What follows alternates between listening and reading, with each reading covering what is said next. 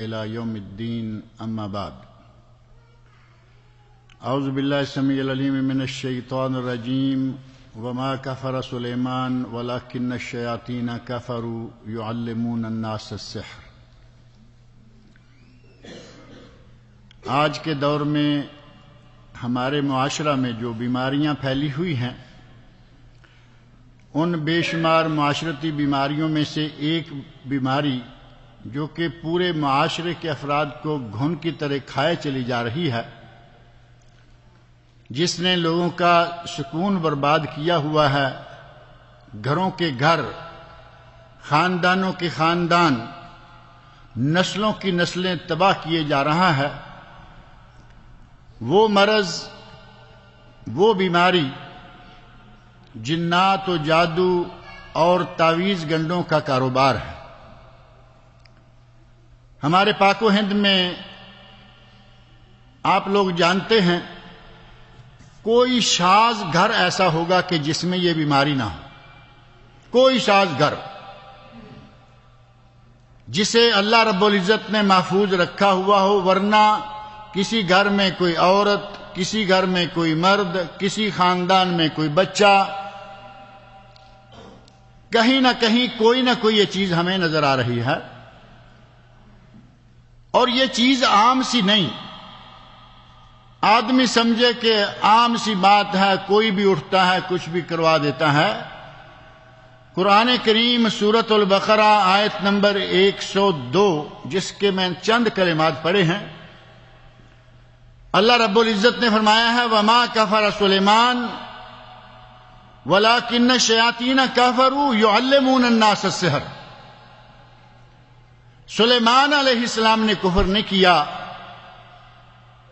وَلَكِنَّ الشَّيَاطِينَ كَفَرُوا، شیطانوں نے کفر کیا، اور ان کا کفر کیا تھا؟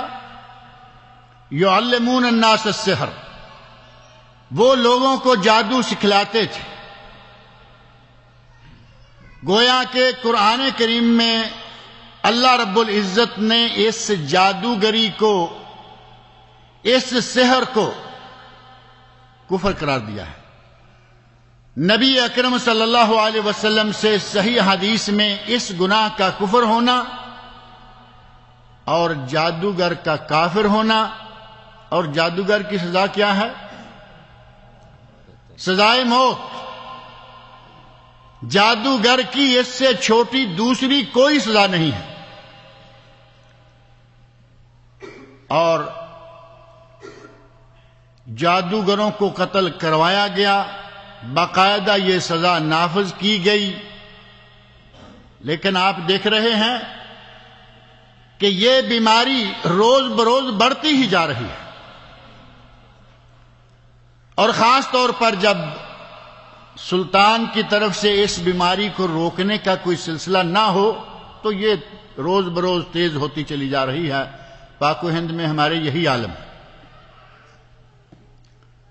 اور ہر بیماری کا علاج ہے، جیسا کہ نبی صلی اللہ علیہ وسلم نے ارشاد فرمایا ما انزل اللہ من داء الا انزل له دواء، اللہ نے کوئی بیماری ایسی پیدا نہیں کی، نازل نہیں کی کہ جس کا علاج نہ بھیجا ہو۔ اللہ نے علاج بھی بھیجا ہوا ہے، لیکن علاج ہر آدمی نہیں جانتا، یہ تو معروف ہے۔ اگر ہر آدمی علاج جانتا ہو تو پھر ڈاکٹروں کی ضرورت ہی ختم ہو گئی۔ کچھ اسپیشلسٹ ہوتے ہیں، کوئی جنرل پریکٹیشنر ہوتے ہیں، بیماریاں بھی ہیں، ان کا علاج کرنے والے معالج بھی ہیں، جسمانی بیماریوں کا علاج کرنے والے معالج یا ڈاکٹر الگ ہیں، اور روحانی بیماریوں کا علاج کرنے والے روحانی معالج الگ ہیں۔ ان روحانی معالجین میں سے اسپیشلسٹ ہمارے فاضل ساتھی محترم مہمان شیخ محمد اقبال سلفی صاحب نہ صرف پاک و ہند میں بلکہ ان خلیجی ممالک میں، سعودی عرب میں ایک جانی پہچانی شخصیت کے مالک ہیں۔ ان کے منہ پہ زیادہ باتیں کرنے کی ضرورت نہیں ہے۔ آج میں نے ذاتی طور پر بعض ساتھیوں کے مشورہ سے ان سے درخواست کی ہے کہ دینی واز تو ہم سنتے رہتے ہیں،